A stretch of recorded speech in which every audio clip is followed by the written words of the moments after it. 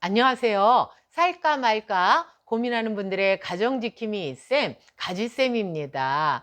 오늘은 어떤 사람이 하나님 앞에 그런 기도를 했답니다. 어떤 기도를 했냐면, 하나님, 제 배우자에 대해서 원하는 사람이 있습니다. 이러한 사람을 제 배우자로 만나게 해주세요. 라고 기도를 했답니다. 그건 어떤 것이냐면, 나이는요, 이러이러한 나하고 별로 차이도 안 나는 이러한 사람이면 좋겠습니다. 용모는 이러이러한 용모를 가진 정말 아름답고 멋진 이러한 사람이었으면 좋겠습니다. 성격은 따뜻하고 품어줄 수 있는 그러한 성격이었으면 좋겠습니다. 학력은 이 정도 학력은 갖췄으면 좋겠습니다.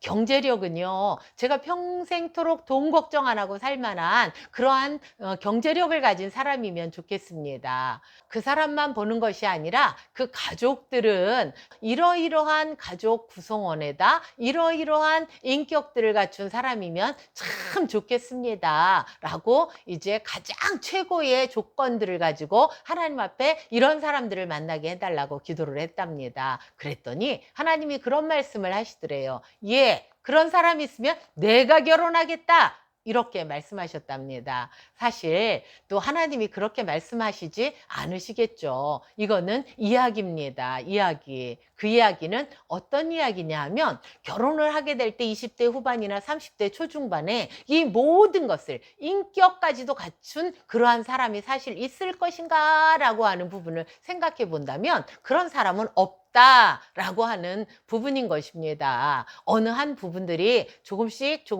부족한 부분들이 있으나 서로 간에 결혼을 해서 잘 맞춰가려고 노력들을 한다고 한다면, 물론 40대 후반, 50대, 60대로 가면서 점점 그러한 모습들을 서로 갖추어진 모습으로 변해갈 수도 분명히 있겠죠. 그러나 이제 처음 결혼하는, 그리고 나이도 얼마 안 되는 그러한 사람에게서 이런 인격적인 부분 모든 것까지도 다 요구를 해서 그런 갖추어진 사람을 요구를 한다고 한다면, 사실은 그런 사람은 흔하지 않을 뿐 아니라 거의 아마 없을 것이라는 그런 생각을 해봅니다.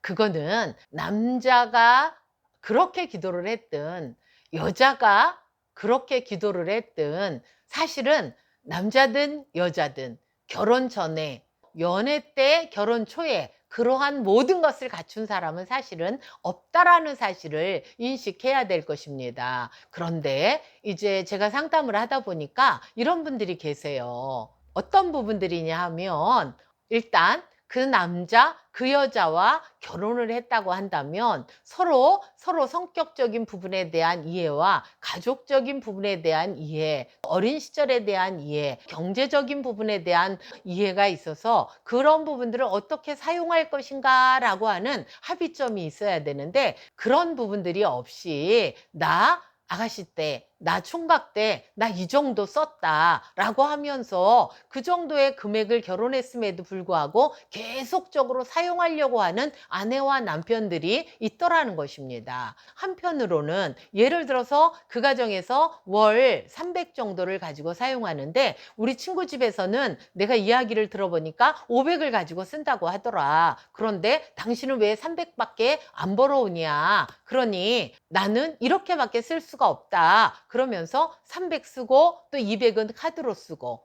이러한 경우들을 사실은 보게 되는 것입니다. 여러분들 어떻게 생각하세요? 아가씨 때, 총각 때 내가 생활하던 그대로 결혼 생활을 하면서도 해야 될까요? 아니면 내 결혼 생활 수준에 맞춰서 그 안에서 살려고 하는 노력을 남편이나 아내나 해야 될까요?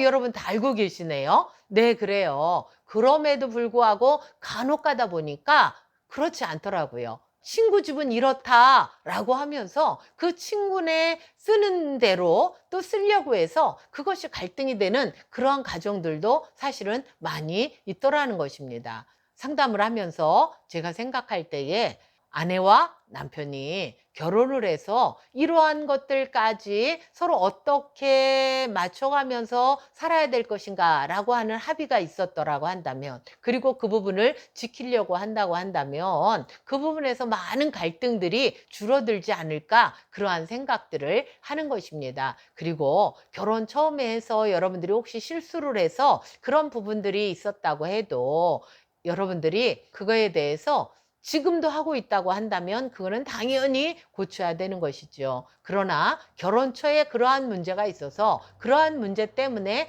다툰 적이 있었다, 갈등을 겪은 적이 있었다라고 한다면 여러분 거기에서 잘못했다라고 생각하는 사람이 사과를 하고 과감하게 그 상황에서 빠져나오시게 되시기를 부탁을 드립니다.